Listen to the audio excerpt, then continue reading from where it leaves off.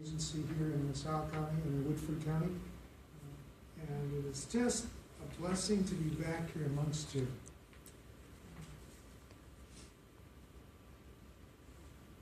Sometimes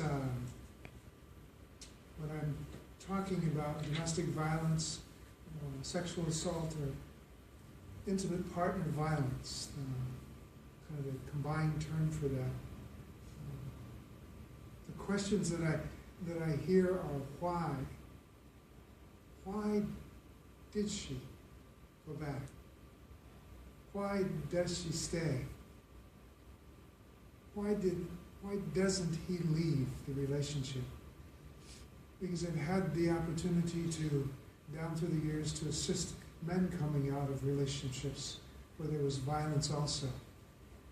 It's not as common, I know, but it's definitely there. I remember in the 1970s, working in the late 1970s, working in Flint, Michigan, as a police officer, going to a domestic violence, a domestic dispute call, as we called them at that time.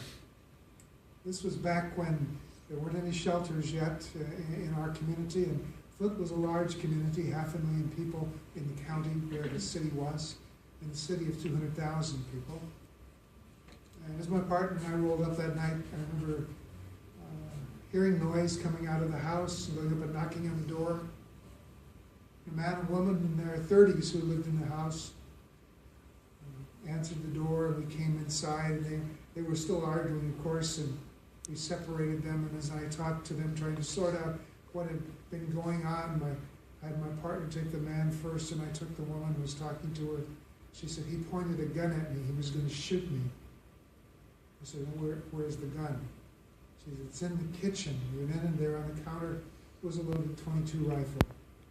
I secured the rifle. I said, he pointed this at you? Yeah, he was going to shoot me. Okay. Went back out into the living room and had my partner take the woman off to the side. And I spoke to the man and I said, you pointed a gun at her? He said, yeah, I did. I said, why? Well, she had a gun and she was going to shoot me. I said, what do you mean she had a gun? Yeah, she did. She's got a gun. I said, where's it at? In the bedroom. So we went into the bedroom together. He pointed to me where the gun was. It was in the dresser drawer, and I opened the drawer up, and here was a little .25 automatic pistol. And I held it in my hand. It's just a little tiny thing, and I looked at him and said, she was going to shoot you with this? He says, yeah. I said, come on. Was she really going to shoot you? He said, yeah. I said, how do you know that? And I remember to this day, he reached over and pulled his t-shirt down like this, just like this, and said, there. And there in the shoulder was a healed bullet wound. And he said, she shot me there last summer. And I looked at him and said, man, you're crazy. Why do you stay with it? And his response was, I love her, man. I love her. I guess when people ask me today, and I think I've heard that question probably 24 times since this past summer when the NFL scandal all broke out, is what's been going on. And the questions I hear is, why does she stay? I hear that from men and from women. Why did she marry the guy after that? And I know the dynamics, up here as to why, the victim dynamics of what's going on. I understand that. But it is so hard when you're on the outside looking in from a distance to look at that situation and say, why does she stay? Why does he stay? Why don't they leave? Why do they go back? Why did she marry him? Of course, the answer is that, as simple and as strange as it sounds, back in 1970s, when the guy said, because I love her. The dynamic of love which goes on inside of the relationship.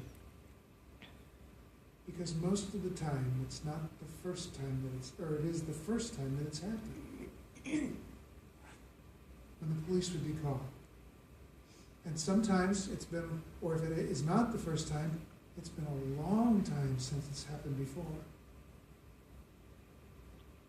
And there is a strong love in the relationship too. Now I know it's dysfunctional, there's a little warp there, but a lot of warp sometimes. And for some people, that love is the most important thing, or maybe that the first time they've even experienced love and acceptance, even on a warped level. And it is so hard to break away. It is so hard. I was reading this last week, a book by Tom Rath. He's with Gallup Association, Gallup Polls, and he leads the Workplace Research and Leadership Consulting Group for Gallup and does research all over the world on workplace. And one of the questions that Gallup was looking at back about 5 to 10 years ago was the issue of homelessness and recovery. And why do people, or how do people fall into homelessness? What brings them to that point, and how do they come out of it? Why do some recover and others do not?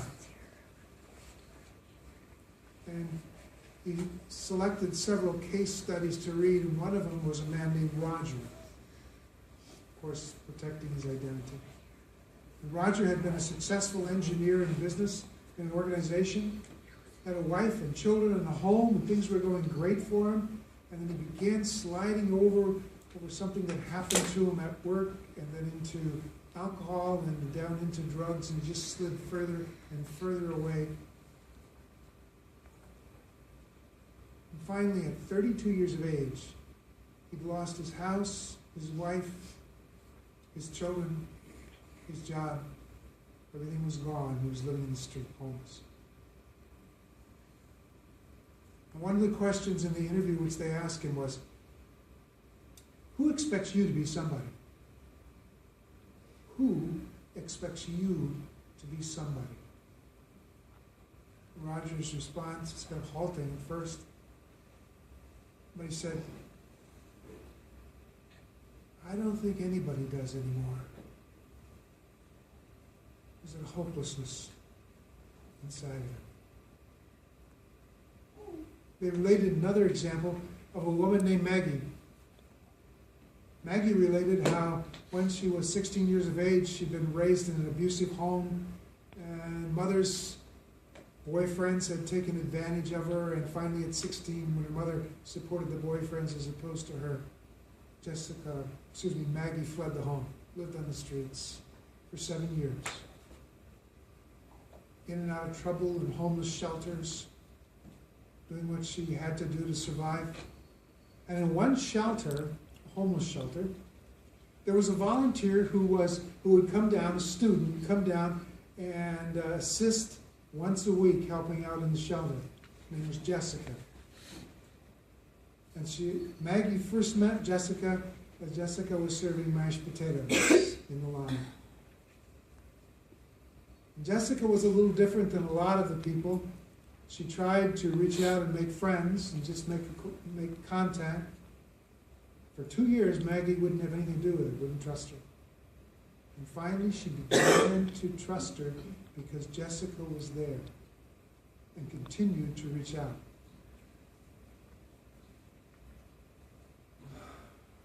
Jessica became a friend. 10 years later, Maggie had completed her bachelor's degree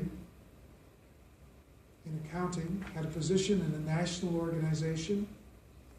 She was married, had 2 children, had a home, and a wonderful career. When they were interviewing her, moving from homelessness to recovery. Tom said they asked her, who expects you to be somebody? And the quick response from Maggie was, Jessica. Jessica. That's what made all the difference in her recovery. Enabled her to come out. Because someone took the time to reach out, to be a friend, to encourage, to support, to be there. The difference between Roger and Meg. Roger never made it out because there was no one there to walk with him. Now, Jessica was not a social worker or a psychologist or a therapist. She was a friend who would hold her accountable, hold Maggie accountable, but walk with her and support her through it. She was there. She was really what you would call a vital friend. When we look at domestic violence and sexual violence, intimate partner violence, one of the most critical things that you can do to assist in helping people recover and overcome is to be a vital friend, to be there, to walk with people, to help them come out of that. The U.S. Justice Department, in dealing with recidivism or inmates who return to prison, says there are three critical things which are necessary, and one of those three is that the individual, once they've been released, to keep them from coming back to prison or to prevent recidivism, is they need a mentor, someone who will walk with them. It doesn't have to be a professional, but someone who's willing to be a vital friend.